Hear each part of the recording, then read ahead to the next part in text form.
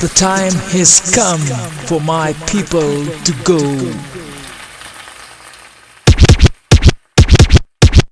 I'm not a queen, I'm a servant of the people. I'm not a king, I'm a servant of the people.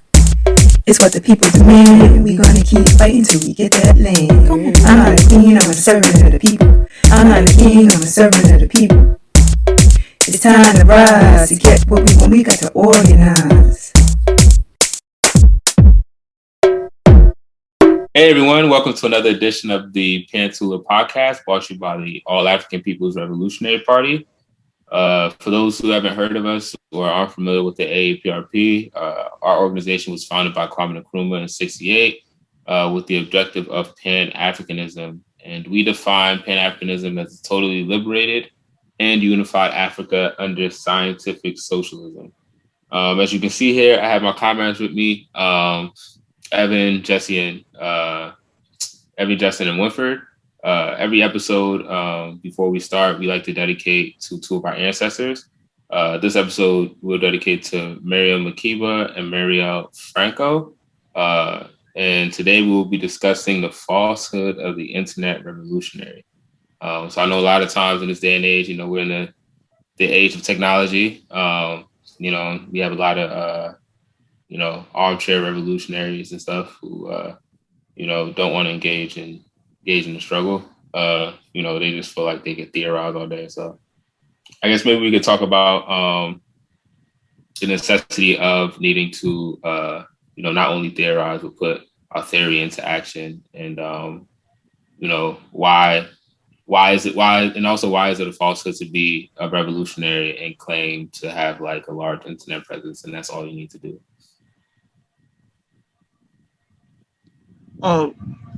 Before we get into that, let's just get out of the way, because there are going to be people who think, well, you're doing a podcast, right?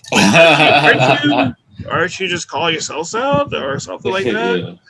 I mean, like, if you want to think that, okay, yeah, sure.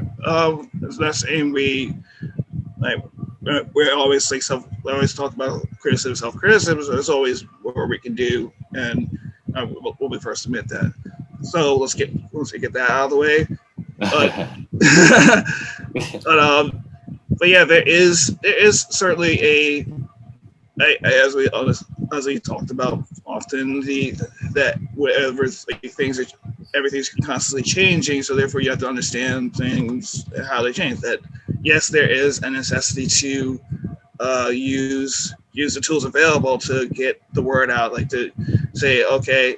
Like for example, I think all four of us would agree that we came into the A-APRP and just organizing generally in part because we either saw something on YouTube or we met people that we friended self-aware. So there is this utility to it, like, and especially now, like, because of limitations, that there is a utility to use, like the quote Lenin says, to use the news that the ruling class uses against them. That there are times where you have to use the tools you have to. I know, well, people use the Audre Lorde quote about you can't dismantle the master's house with the master's tools, but sometimes you might have to do so. But again, you have to understand it in a materialist sense, that at some point it does become counterproductive. That as we talked about on a previous episode about buying power, that there's a point where as long as these social media or internet entities are owned by a select few who not only have a lot of wealth, but also they have ties to police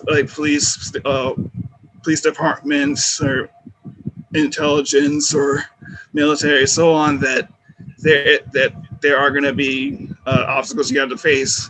Because, like, you see, like what's happened recently in Nigeria, that there are going to be some there's going to be some cooperation between the neocolonial puppets and these corporations, that you still have to deal with that.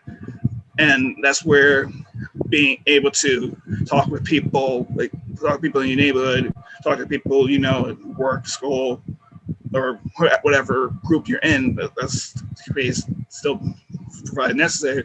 At the same time, it can help get things built up.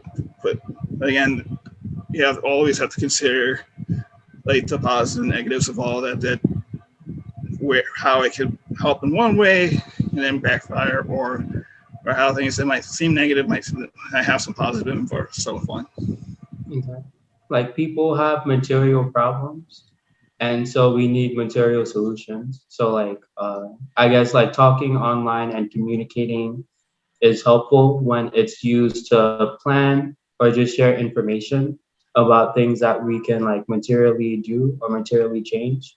But like knowledge isn't a means in and of itself. So like I can know how to change society, but if I don't actually change it, then the knowledge is like kind of wasted. Right. The utility has to be put in practice, you know, theory and practice. And I think the internet just allows space for reactionary behavior. I mean, you just see so much of it. And then if you're talking about Twitter, which is probably the most popular of them all, you're not able to get any nuance in 140 characters. I mean, it's just not possible. And if you have a thread, no one's reading past the third paragraph. So, I mean, you just kind of have to really pick your battles wisely. If you're going to talk to somebody, and it should be encouraged to principally argue or to principally discuss whatever you're talking about. And that's very rarely seen because people, you know, there's that clout chasing, and you can't really build if you're just trying to be the one to get the trophy for burning somebody with something, you know, like it's not about, you know, dunking on someone. It should be about real education, but that type of education is hard to come by. Not that it can't be done, but a lot of times people are just looking to say whatever they have to say as opposed to really finding that conversation or understanding the importance of that. And I think people a lot of times like to isolate things, and being a dialectical materialist, understanding everything is interrelated. So like you can't separate theory and action. They have to be utilized both in a realm. You know, you can't just sit there and theorize all day. And I think that's how people come up with these crazy theories like Afro-pessimism and all the other crazy stuff that people want to like claim. And yeah, everything is anti-blackness, is exuding anti-blackness, including the soil and all this other stuff. I have a great quote here by Kwame Ture from Strategy and Tactics of the Revolution. He says, so without revolutionary consciousness, there could be no revolution. We can equally affirm that without ideological training and without revolutionary action, there could be no revolutionary consciousness. So I think it is great that, you know, we can utilize social media. Even myself, I guess you could say I have a decent amount of following and stuff, whatever. But, you know, I use it as a tool to try to get people to get organized and, you know, try to build some type of consciousness too. But, you know, I think it doesn't stop there with me. That's why I'm in the A-APRP. That's why, you know, build coalitions with other organizations doing the work on the ground too. So, you know, we're doing the work, having ideological struggles and, you know, doing a work study process, you know, as well. So yeah, you know, on top of the other things that we do within the party, you know, with our task force that we're in and stuff like that. So to build a party and work for the people. So yeah, so I think it goes hand in hand. You know, people like to isolate it, and I think because it's so easy to, you know, do one or the other. It's so easy to, even on the other end, so someone could just like go out and just like, you know, feel like they could just, you know, go have a gun and be the NFAC, the Not Effing Around Coalition, and just like have guns and pictures and be like, yeah, look at us, you know, we got berets and handguns and da-da-da. And there's no ideological trend, nothing. You just have a whole bunch of wildness and anarchy going on out here. It's just like backward ideologies and stuff. Nothing coherent to help you achieve your objectives, essentially. So it's just a whole bunch of madness. And then also you have the other side where people just feel like, well, I could just sit here, I could just read these books and quote, and I don't have to do nothing else. Get my following up. Let me get a book deal, and And that's my contribution. That's all I'm doing. That's all I'm doing. I'm not engaging in no struggle, nothing. I'm not, doing nothing for the people to advance society, humanity, nothing, or to build institutions that meet the needs of my people. So I think it goes a double-edged sword. Yeah, it's like reading a headline and not reading the article, or just thinking because you're online, you get that nuance, but not really, looking at the citations, understanding, the sources, who wrote that, who's funding that, just kind of asking more questions. And that's not easily done because, again, the internet just fragmentalizes all of these things, and so much of it. I mean, that's the whole thing with the continuous scroll. Like, you're just constantly scrolling. There's no end, right? And so a lot of people don't even have the discipline enough to recognize when it's necessary to engage in that conversation. And I also think it's important for us to be sensitive to the fact that this is very much a continual thing, and a lot of people have a strong hold on these ideas. We have to extend understanding and grace when talking to folks about these issues, because a lot of it, it's just about understanding. Also, I've been thinking lately, just not wanting to be an ideologue, like somebody who reads all this information and understanding what's going on, but not having the understanding of how to materially connect it with everyone else. Because we could talk about capitalism and imperialism and all these other terms, but we want to make sure it's in a clear enough language where, everybody, the masses, can understand it and also find it necessary to, utilize in their lives. Exactly. And also it's like, we don't control the internet. We're not capitalists. None of us are, hyper capitalists, even a petty bourgeois, none of them. So it's like, these what's going to happen if you have a big, like, even for me, like, my social media gets taken down. It doesn't matter because I'm doing the work, on the ground too. I mean, it does matter in the sense of, a lot of people go on my page or to the party's page, whatever the case is, to, like, gain some type of, like, understanding on certain things or help build their consciousness to a certain level. But in regards to the work being done, the work is going to be done.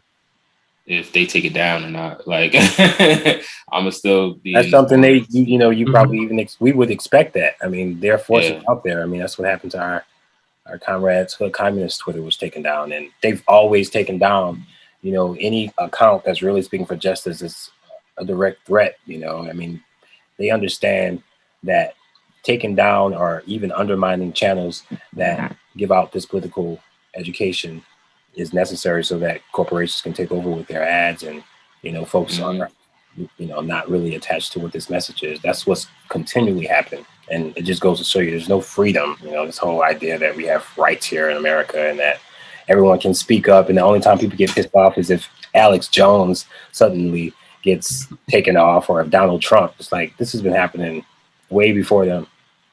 Yeah, and it's kind of like George Jackson says, like, fascism is already here, man. Like, we've seen repression done on various levels, to every revolutionary org you could think of. Some type of repression has happened, especially the ones that's reached out to the masses and touched the masses in a way, and done some type of change. So yeah, with that being said, it's like you stated, Jesse, is like, you see her communist Twitter. You see other accounts, they silence Farrakhan at some point too, so forth and so on. So, I think it should be expected, to be honest. At this point, it's like, if you're posting revolutionary content, expect at some point, even myself, or anyone here on this live, anyone listening, the enemy's mad, good. Exactly. Yeah. Yeah. Kwame Ture always quotes something that Secretary says, like, if the enemy isn't doing anything against you, aren't doing anything.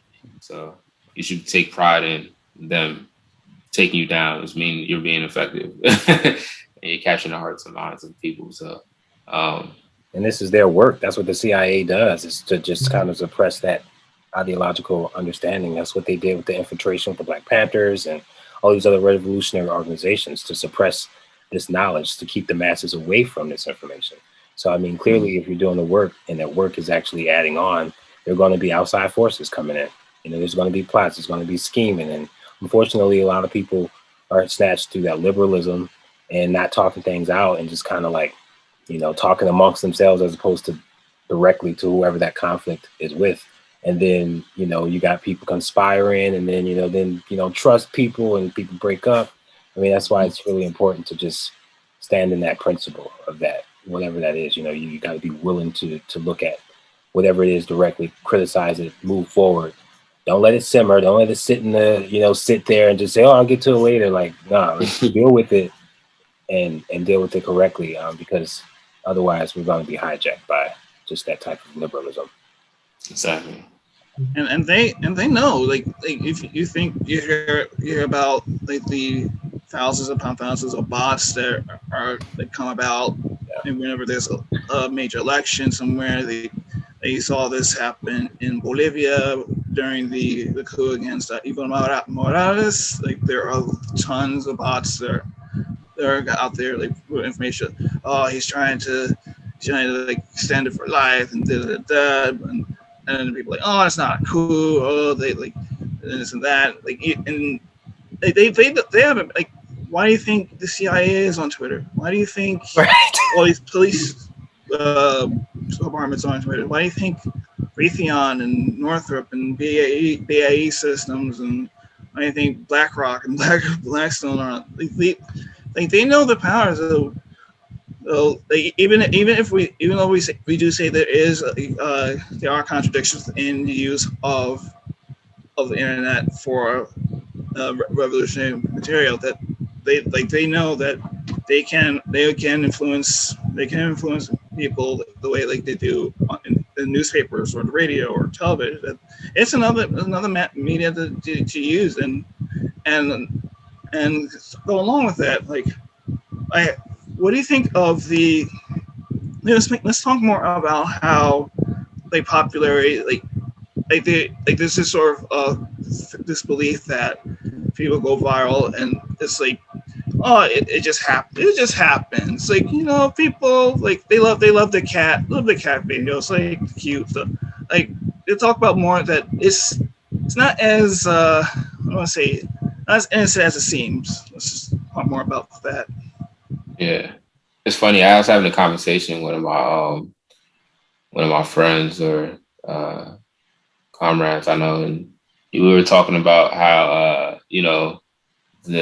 we feel like we have a good inkling that the state actually purposely boost the likes and the views on certain things. For instance, when you think of ADOS videos and stuff, right? When you watch them online, you see millions and thousands of views and stuff like that. And it's you could really talk to people in real life and they don't have no idea what ADOS is.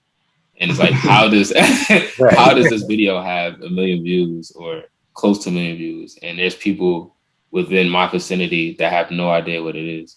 That doesn't even add up to me. And I just want to, make it seem like, oh, I just know people in my area. I know people in various different areas, and I talk to people. And there's a lot of people, a good amount of people who you say ADOS, and you're like, huh, what is that? So it goes to show that there's something fishy there. I don't have conclusive, once again, like I say all the time, the method we use is dialectical and historical materialism. So I don't have anything material to say oh yeah, this is the evidence right here. But I'm pretty sure, at some point that evidence will be displayed or somewhere in regards to that, because that doesn't sound right to me, to be honest.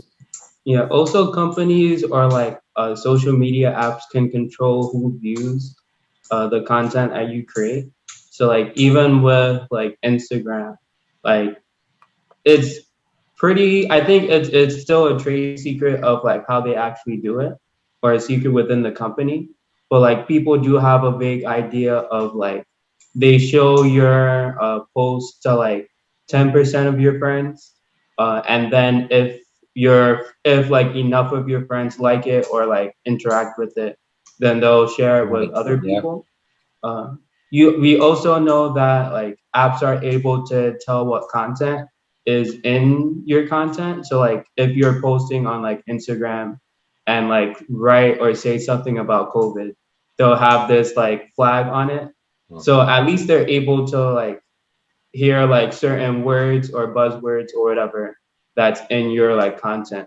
So if they're able to choose who you're able to view, and they're also able to read your content, all they really have to do is say like, okay, if like this post or whatever says like has this content of like, let's say like Pan-African, they can just say, okay, like don't share with other people, and then that's it. Like it can be like a few lines of code, and then your entire message isn't shared with the world.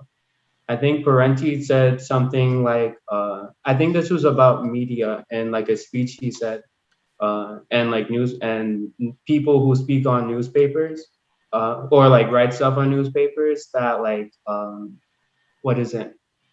Is that like, is not that news media companies are okay with everybody saying what they want, is that if they like what you say, then they'll let you say what you want. Yep. Yeah, it's like you say what you like because they like what you say. Yeah. Exactly. Right. Yeah.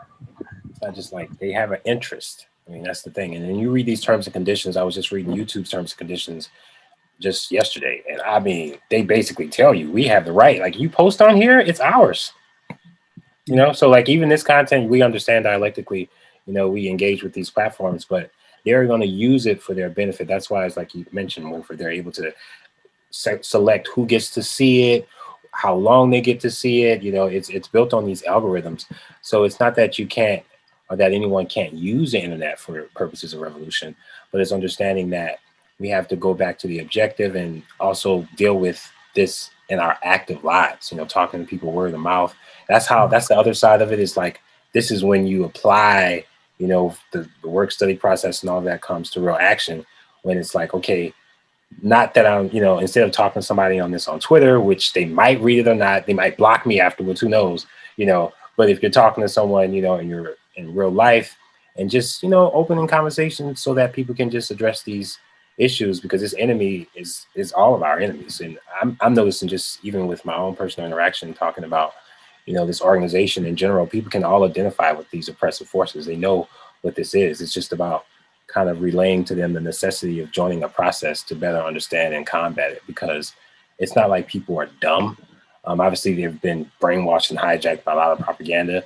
Like, we are constantly beaten with it. But I mean, the truth is, when you give people that just asking basic questions like, hey, what do you think about, you know, socialism? What do you think about, you know, the way, like, the labor and how labor is disseminated? But I guess, again, like, they understand the forces on, you know, controlling, you know, these, you know, Facebook. You got Mark Zuckerberg and what is his name on Twitter? I don't forget his name. Darcy. Yeah, Darcy. All of these guys, they literally work with these ad companies. They take as much money as they can, and they know what works. They know what could, you know, be the focus. And people just, I think they got to understand that these are not, we can use it, we can utilize this, but understand that we don't own it. So they can choose, they can do whatever they want to for their advantage. It's just about bringing it back to the objective.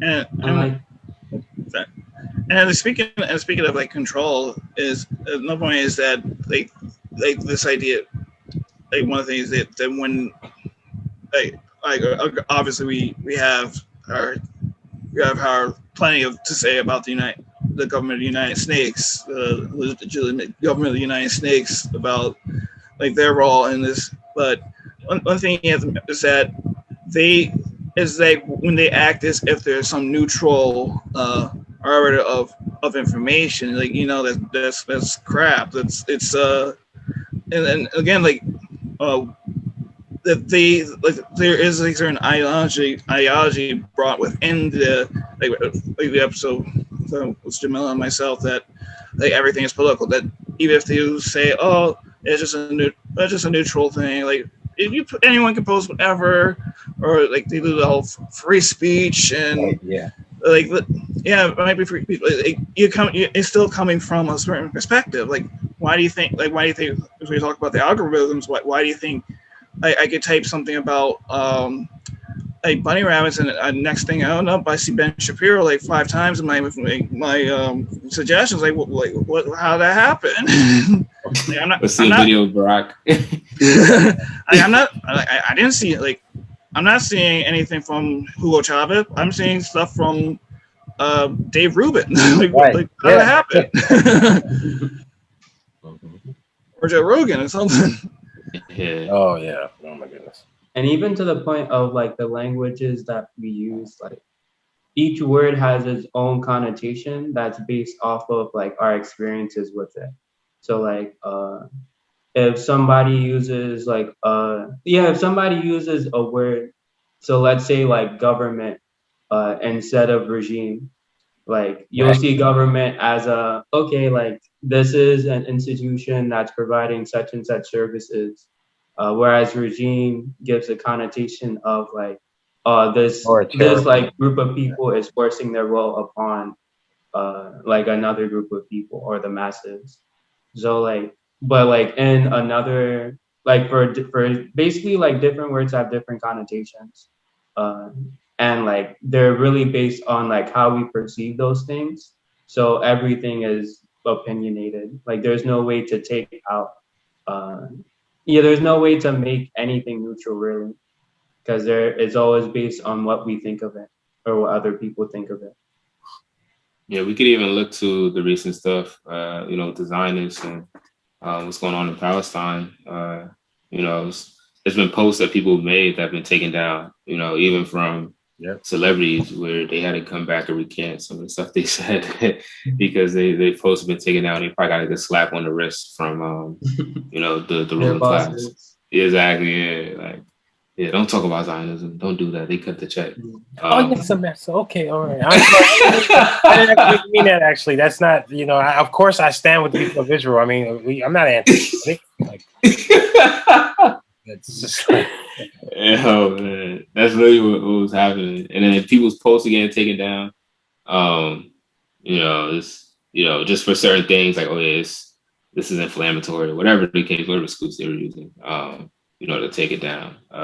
You can't really, say too much or do too much with the Palestine or the struggle that was going on in Palestine as well. So I think that's a good, like, more recent example of where we see that happening.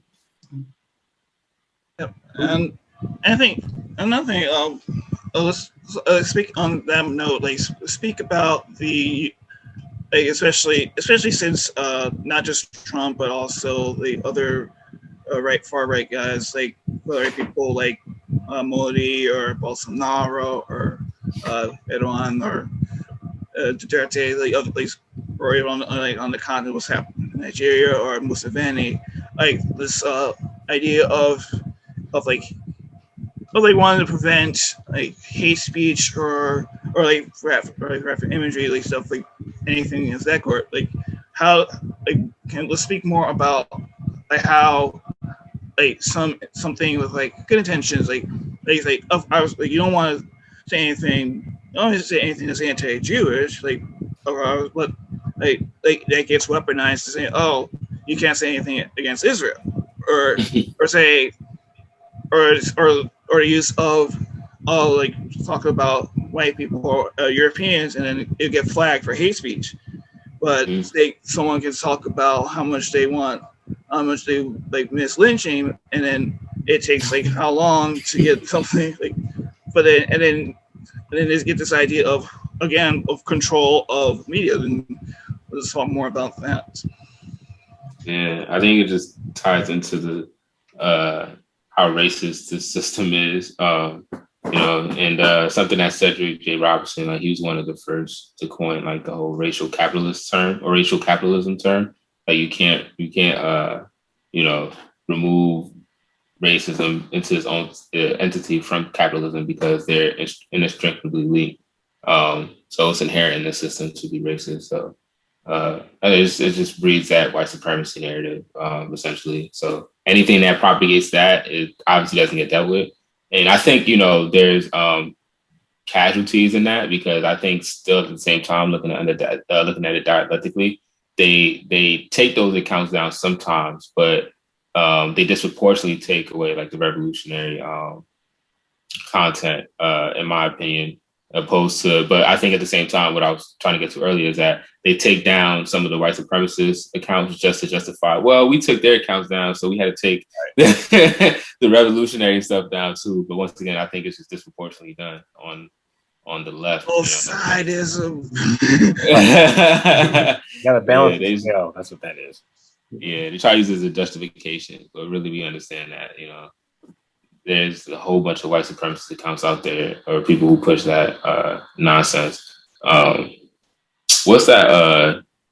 Can't remember her name. That white lady who was like a reporter. She was a reporter. And she got like fired or something like that. And she's like, I can't remember her name.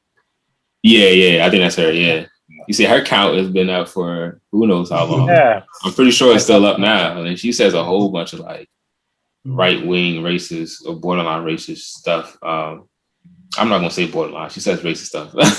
For America, for the truth, for imperialism. She has exactly. Yeah. She's directly funded by people who, like these warheads, and so that's why she gets a pass. Yeah, so she's gonna get a pass every time. So as opposed to like I was saying earlier, Farrakhan got his whole thing banned for a good amount of time. Her communists got banned on Twitter. So and then how many times they've taken down Telesur, temporary suspended Telesur, or like there's one site I really like, it's called Crimes of Britain. They talk about like the history of Britain and like in Ireland and in Africa and like the Caribbean and so forth, and their site's been like banned, or their like page has been taken down, suspended, banned so many times.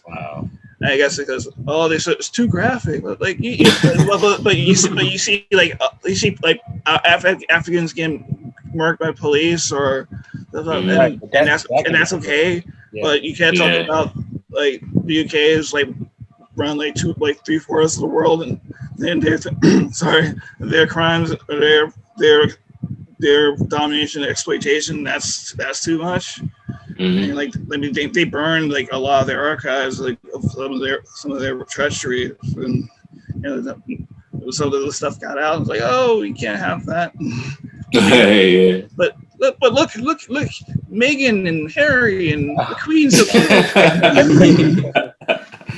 Yeah, man. And just to think that all the things that we talked about so far is like, we can't use that as a sole, say like, oh, I'm a revolutionary because I take part in Twitter and IG discourse and stuff. And that's not, if the enemy controls it, if it's not an independent platform or something like that, it's not real work at the end of the day, or, it's controlled by the enemy. So it could be a tool, like anything can be weaponized, anything can be a tool to help, spread propaganda and revolutionary content, but you can't make that the basis of your work. Yeah, I feel like they intentionally actively seek out, revolutionaries are those that quote to be a revolutionary on Twitter or whatever, or any site, to give them some sort of information to sell to whoever their audience is. I mean, and people think, oh, it's a good thing these corporations are working with this, like DeRay, for instance, or many other, we don't have to mention them by name. If you're on Twitter, you see them. I mean, because the thing is, like, you're not gonna. I would be suspect if I saw a revolutionary org be given a blue check mark, because it's like, that blue check mark. I was reading into. I need to find that article. It went into just kind of the qualification measurement for all of that. It's not like getting a blue check mark doesn't qualify you to be some sort of authoritarian or knowledge bearer of some truth, when often is the case. Like, these people you're not going to really struggle authentically online with people unless you inbox them, maybe get their contact information, really have a conversation, because there's so much created online just to create the reaction. Like, Twitter gets a kick out of people arguing. That's the whole point. They want you to argue. They want you to just constantly, reply to these people. And even the bot accounts, like, how many people have been showed up with these burn accounts? Like, you see a black avatar and then I'm a white man and I think, so it's just like all of those things have been co-opted as a part of the revenue. And it's like one of the points that Jamila wanted us to mention in this podcast is going back to one of my favorite poets Jill Scott Heron, the revolution will not be televised. Which, you know, it's not going to be on Twitter. This revolution, what this the fall of this empire is not going to be shown on ABC and on Twitch and all of these sites. Like, we have to really understand what this is. And, you know, this is because the war is on. This is something that's ongoing. It's not going to stop. It's not going to be just like one moment of, you know, celebratory adulation. None of that. So, I mean, we got to have that understanding. Like, this is something we're going to have to deal with every day, whether we use social media or not. Revolution is not going to be televised, and it's going to, but because it's ongoing. So this is an ideological war. Yeah, Exactly.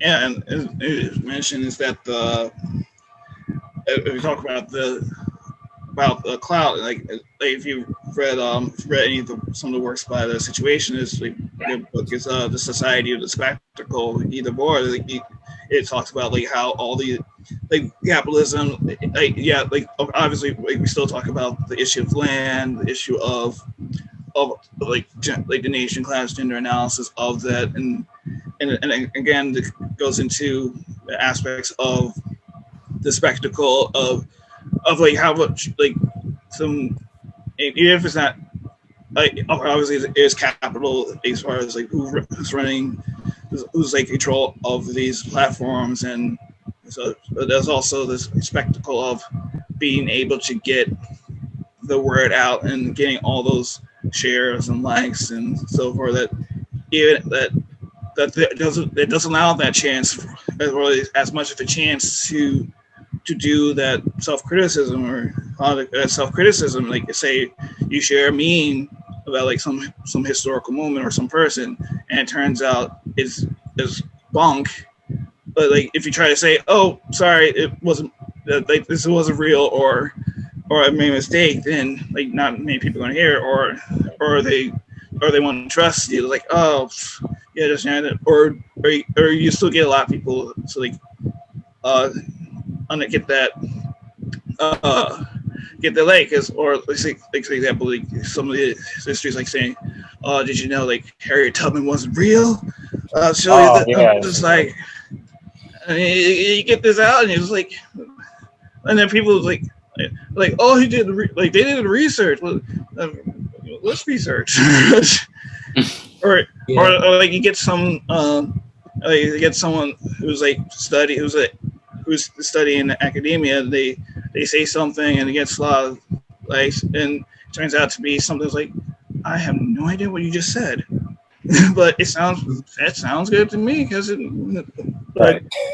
Yeah, like words don't have to, especially words online, don't have to be held accountable to reality. So like a good example is with like IQ stuff. Like I was reading this article recently about how like researchers are proposing that Africans have a lower IQ than like Europeans or like people from European nations. And their evidence is like different statistics that say that like people's IQ in Africa is like 70 or something. But then when you look at the like actual numbers or the sources of them, is like the IQ of a group of children who have like mental disabilities or something like that. So like if you're just like reading stuff online and you see numbers, then that doesn't really, and like that's what shapes what you think of as reality. They can just like play with the numbers or choose what they decide to portray. Yeah. And so what you see is only a reflection of what they want you to see. It's like, I guess, going on Instagram and saying, oh wait, like everybody looks perfect. And like everybody is like somehow going to Cancun. Right. Like, and so people think you good, like you actually good, like Black people are actually good.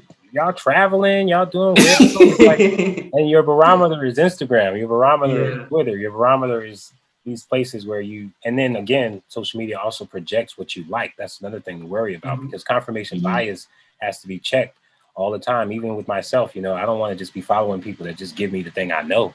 You know, I want to challenge. So, I mean, it's always also the other side of not just getting, you know, the thing that you like, because then, of course, that just conditions you to not really think of it materialistically in terms of a condition. So, yeah, and again, it's like plays against this spectacle that you have to have this this idea of, oh, I gotta act like this, I gotta say this, or they'll doubt me, or and I know it's taxing, like it's mentally taxing, like you have this sort of brand you sort of project, like even if you're not like obviously, like you say it's all political, but even if you don't say anything about politics or religion, like even if you just say, oh, I got up this morning and I did this, but then all of a sudden you say something like, oh, like I'm so sad about such happening, and you see in like sort of older media that it gets like these conversations, like everything's like a teaching moment because someone posted a picture of someone like without the permission, or they say something like out to words, or and like there's all these, and like it creates this environment where you just can't, like it just ignores like this reality, like you were able to like fire this person who said something racist or sexist or something, but okay, like now we can't, like I see people walking on the street, they're still begging because they got kicked out of their house, or they kicked out of the apartment, or you're able to fire that person, or you're able to share some friends for alcohol, but how are you going to help me get some food for tonight, or how are you going to make sure that the pigs ain't coming to kick me out of my apartment, or stuff like that. So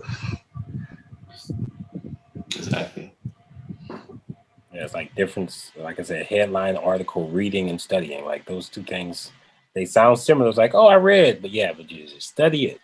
Yeah. You're like, are you applying it to the conditions of whatever that circumstance is? That's the work aspect that's not always seen when you first join, or maybe even not being put in the situation. But then when you understand, okay, I have to do this, or I should do this, because that's the other side to it, as opposed to just, so much about, people reading and just getting all this information, all this knowledge, but that knowledge has to be worked into, active participation.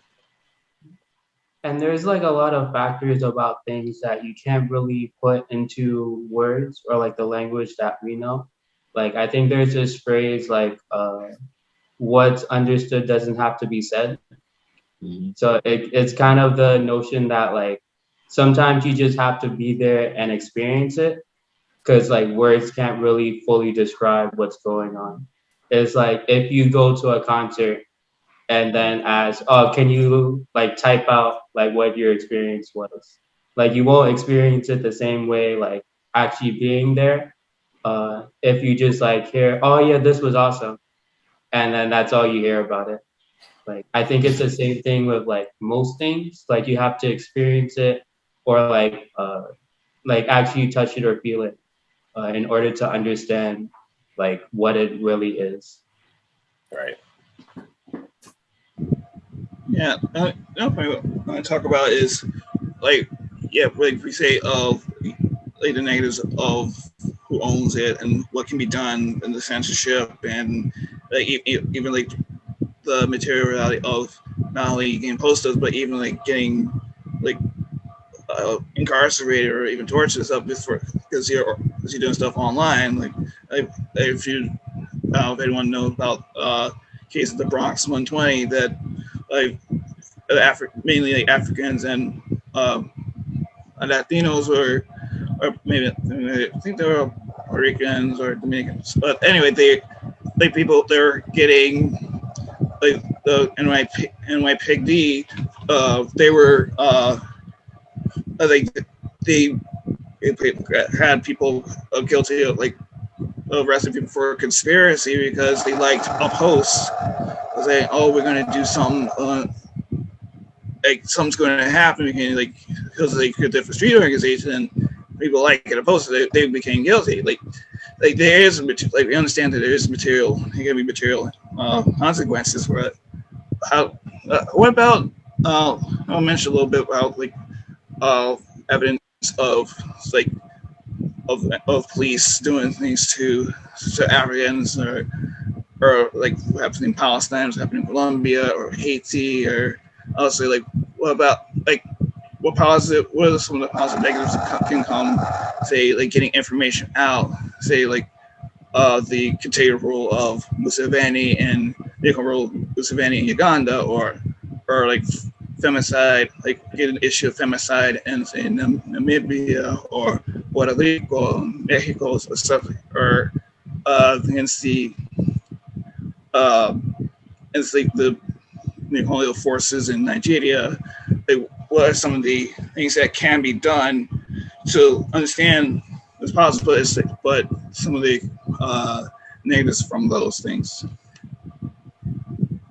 Yeah, I think you always have am I on mute? Oh, no, I'm not. All right. You always have those forces always putting out propaganda, propagating, like I was talking about at one point, like with Kagame and stuff. It's like, they're propping him up. He's taking these photo ops with like certain political leaders and stuff like that, and celebrities, to get propped up, and because he's backed by the West, primarily the U.S. and other Western powers and stuff. So they have to make him look. They try to humanize him, and like, oh yeah, he's a great guy and stuff like that. You should, So same thing with any other colonial puppet. They try to prop up and say things are going great in that country, and they're running the regime effectively, whatever the case is. But then on the other end, you have independent sources as well online that put that stuff up too. That they don't put this stuff up too, but they put the opposing or the real material analysis on it, and give that information. So I think that's like dialectical understanding of, I guess, the incident in regards to like revealing the politics of neocolonialism, imperialism, capitalism in itself. So I guess that's a double-edged sword to it. But as we know, what we get propagated with and what gets prompted up is due to the fact that the system controls these social media apps, and the capitalists control them, the imperialists. They always going to propagate a lot of that state propaganda. So that's the one that we're going to see the most. So I think it kind of goes back to political education, joining an organization and getting that political education. Struggling with people on certain ideas and thoughts too as well. So that's my take on it. I think this also applies to, I guess, the academy. So like knowledge gaining really anywhere is as useful as what it's used for. So like if, let's say I'm a grad student, like you have the potential, like a grad student has the potential to learn a lot. And like studying is like very helpful. But if you aren't actually using that knowledge gain to help African masses, then it's not being used. Then you can really learn whatever. Like it doesn't even have to be true, because it doesn't really cause any material change to what people are experiencing. Right, and that's the point, for it to be actually, real, to connect with someone beyond the spectrum of just, the reactive. Because I just think of also all of the times when it's some holiday, or we talked about last time in our other podcast, the Tulsa Massacre, like social media uses these moments to capitalize over it, just to have people engaged in it, to reframe the historical situation and to just make it something that's not. It's never revolutionary. It's always just like, oh, these people incorporated into the system, so here's how you can incorporate in the system. So we just have to be wary when we see that, and not be fallen over by the emblematic tokenism that we get often on social media, because that's not going to be the dismantling of the system is what we're trying to do. We're not trying to incorporate ourselves within the system.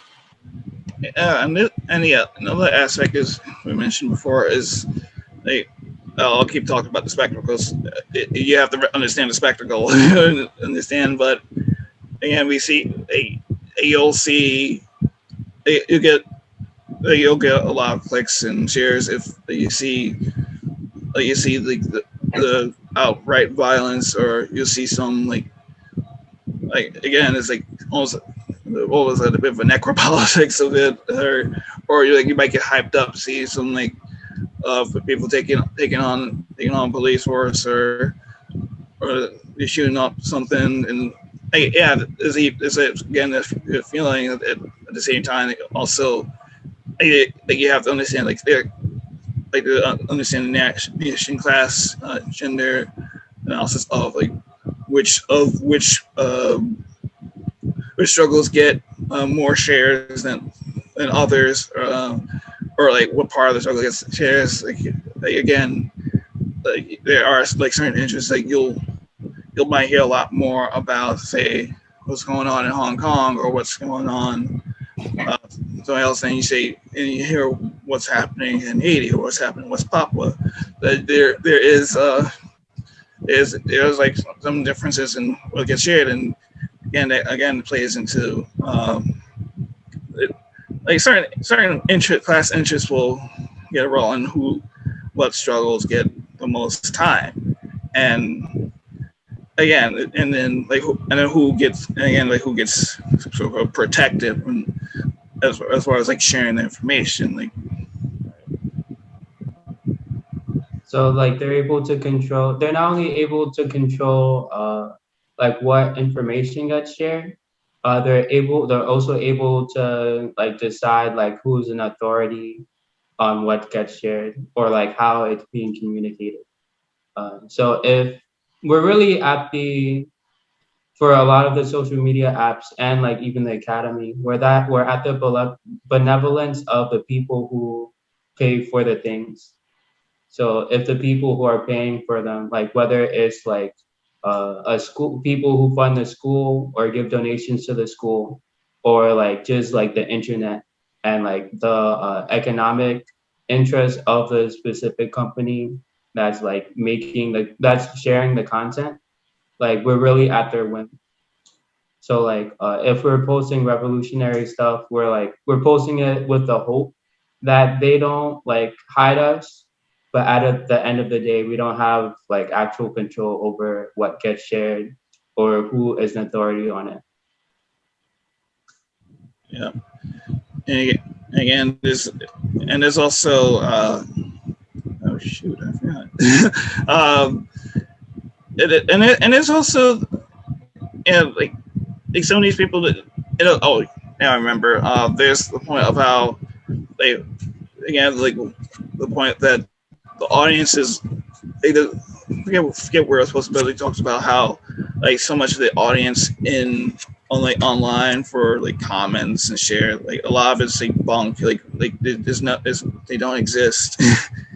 and then also the imbalance, not only of like who owns it, but like who participates in discussions, and that like a good example, like so Wikipedia is like I think like if you're going to college, like you understand, like they talk about Wikipedia. It's like, don't you use that Wikipedia for because like if you know that a lot that there is a bit of an imbalance there as far as like who's editing and who gets make. There's some like 30-something-year-old or 40-something-year-old European dude who's like editing like 2/3 of like the pages on Wikipedia or something. Something like, and like you'll even see it on pages for like either revolutionary actions or like events or organizations or people that some of the accounts there, especially in like from the Western sources, they'll take the sort of, and like if you say if the presentation is quote unquote too favorable, they say it's too favorable. Like you get that message saying it's too favorable, or it's like, or there's some bias. But you can talk about the Holodomor, and it gets the green check, the green button, and it's like it's true. It's like, well, okay. So again, there is there's always that care of like understanding the limits that there are. Like even we talk about like reference sources that they understand like there is that kind of bias there that it carries over not only from the paper to online, and sort of like balance that out that this idea of the internet is sort of this democratic solution, and considering how the internet got started, and like all like a lot of Silicon Valley folks have pretty close ties to the intelligence agencies, and a lot of them come from big money, and some of them have some. You see, like, if you think about like Peter Thiel or Elon Musk or Visa, like they're kind of from sketchy backgrounds, and or Bill Gates, and it's like you understand where it's coming from. Yeah, they're like of those. Like I think I've said this again, but like the point of these companies is to make money, so they'll do what makes money for them. It's not to like share any kind of speech or share any kind of content. They want to share the content that like keeps them making money.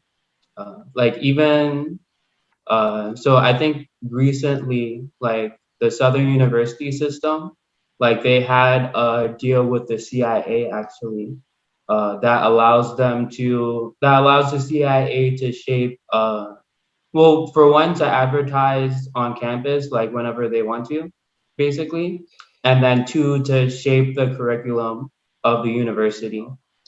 So like if the CIA is like openly like having partnerships with universities to shape like what kind of content is like shared, like why wouldn't they do that with like Twitter? Right. Yeah, that's wild. That's it. There it is. Yeah, there's a good bit from Wired that has their own kind of ties, but it's a good thing from the mid-90s called the Californian ideology. Basically talks about this like that like it basically lays out this idea of what the people of Silicon Valley want. They want this like it's basically so like predates some. If you know about the Dark Enlightenment, it's not the same, but some bits of it do share that this idea of a hope for this technology to like democratize, but at the same time there is some bits of. And you can tell there is this bit of this bourgeois thought of and you can tell they like some Ayn Rand, basically. Another thing is like if you look at the like actual audience of Twitter, the people of like different social media apps, the people who use them, is not actually reflective of like the people in reality. So like there's a couple of statistics. These companies just have different statistics to try to figure out who and what they should advertise. So like even for Twitter, about like 80% of Twitter users they call it affluent millennials. So like relatively young people who have money, and like about 77% of Americans who earn like 75K or more are the people who use Twitter. So it's like most of the world, let alone most of the Not country. the masses. Like it's not reflective of the masses of people. Yeah, a lot of discourse that it's had on Twitter, a lot of everyday people don't really know about it. Yeah. You go out on the street and talk about it, some people are like, what are you talking about? It reminds me of the way the MySpace kind of got abandoned because it got associated with like world working class or like Africans, and like everyone was like, oh, like you remember like mid 2000s, like everyone was like MySpace, like oh Tom, yeah. Yeah. So I got that association with so I got that class that was again the race class and analysis of like African lower working class or Africans and colonized people, and then like Facebook is basically, like, you know, if you've seen any about Facebook and the kind of sketchy, both as far as its financing and like why it was made, and and again, that's that idea of even like certain bits of social media get they get like reputations and audiences, and you know, you hear about this whole like the polarization, and that's another bit. But you have to recognize the benefits and the drawbacks of that.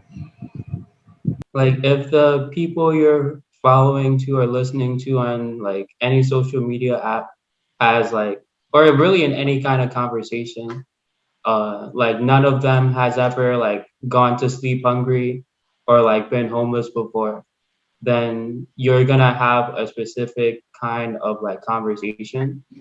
Because like even with, let's say, like Afro-pessimism, I don't know too much about Afro-pessimism, so don't attack me, listeners, but like if you like, you can have the idea that like the soil is racist and like put your focus on that if like you or like nobody you care about in your community is like facing, oh wait, like I might not have a home next week, like I need it, let's figure out theories or find things to understand or analyze like not having food or like not having housing and things like that. Yeah, you have to organize. You still, if you think there's some ontological aspect of your being unbeing or your unthoughtness, you still gotta have somewhere to go. You still gotta live somewhere, eat, and again, it gets to the point where, like, are you, like, at what point are you what point do you use that to actually free people, or are you just there to like make sure that you carve out your own, you get your own pieces, you get your own pieces quoted like 20 times by like. You just want to be right on Twitter and have people agree with you and say, yeah, right, and no effect, no change, don't try to meet the needs of nobody. You just want to be right on Twitter and social media, so that's all they care about. They love that like XKCD comic. It's like, what's wrong? Like, someone's wrong on the internet. Yeah, that's hilarious. Yeah, I mean, you guys have any other closing thoughts before we go? Well, you're on mute. Don't be a reactionary. You know, and I know that's easy to do on social media because you see something that's just nonsense, and it's also a lot of the time intentionally written in a way to make you react. But before you react, you know, breathe. If you got a problem with somebody, it's advised to be principled. I think it's just better to get through that way. And again, if you're not a part of an organization, join one and get a political education so that this process can be more clearly understood. Yeah.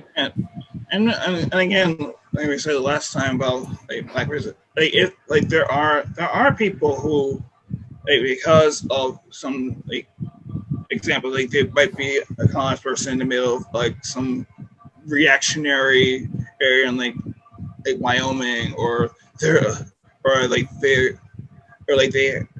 have some they're disabled or something, or there's been in organizations that did not practice any self-criticism or did not do any kind of accountability. That we understand that there are going to be times where like doing stuff online might be your best case or the only case. Like, we understand it. But again, it's still helpful to have some kind of organized effort, some way to make sure that even if like again, like not everyone has to be out there with the gun, or not everyone has to out there making the speech. Like, they have to be people who like make lists, like, or do some of the administrative work, or they have to make sure like oh, like a comrade is worried about rent, let's help pay for it, or something along those lines. Like there is a room for it. Just you have to just understand scientifically, like at what point does it counteract like that sort of revolutionary growth.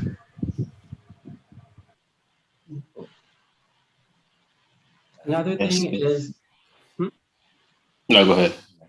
Like another thing is that like if you're waiting to do something for like the perfect opportunity, then it's probably never gonna happen. So like like everything is like imperfect. Like things won't always go or won't always be shaped or designed exactly how you plan for it to. So like even if like let's say like the person that you're trying to help is an imperfect person, or like the organization that you're like joining, like let's say you can't really, let's say like you have like a couple disagreements with it, like following through with them and actually working to make sure that like what you're doing does help people is better than doing nothing. Like I think like this should still be on YouTube if they haven't taken it out already. But like Kwame Ture, like when he was doing organizing in the South, like he noted that like sometimes there is more mobilizing people as opposed to organizing things. And so he like I think it was partly on the march to Washington that was happening, that he noted. But like he still like worked with the march, he still like participated, and then on top of participating, he had like called people together. He collected people's names and numbers and was like, after this like mobilization, we're gonna call you and talk to you. And like that's how he describes how the Black Panthers started. So it's like you like even if something isn't perfect, you can still use it to have like good effects. Exactly, man. Yeah, I think this. Go ahead. I was like, oh yeah, and for Winfred's point that there can be a tendency to sort of like you make an event, make a Facebook event, are you sure or something, and then, oh, I'm an organizer. No, hey, it's a start. Again, you still gotta. Yeah, if you get 1,000 people and then we still can't, like the politician said no, or this landlord said no, like what now? Like, and then but now you have all these people on it who said they're interested, and now they can find their names. Like, you gotta do something more than that. So, and that's a bit true. Like it can be, you can use it to organize, but it's so inviting to use it as a mobilization tool.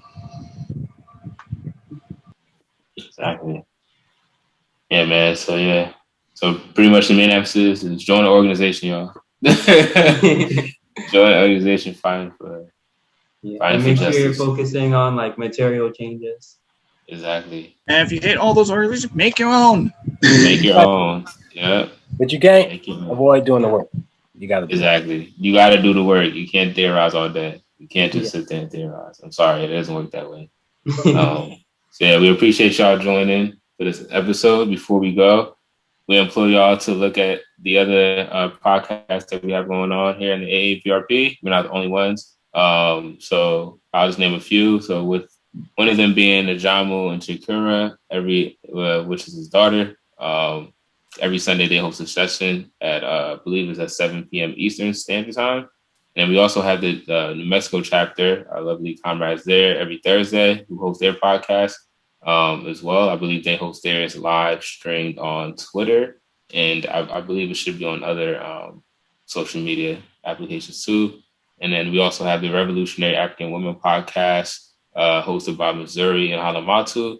And then lastly, we have the Forward Ever podcast with our comrades on the West Coast as well, who host theirs. And we'll have the links to theirs in the description. So we definitely implore you to check their stuff out too. It's great revolutionary content as well. So yeah, once again, thank you again, guys, for joining, hanging on with us in the session. We look forward to having you next Monday at 8 p.m. Eastern Standard Time, and forward ever.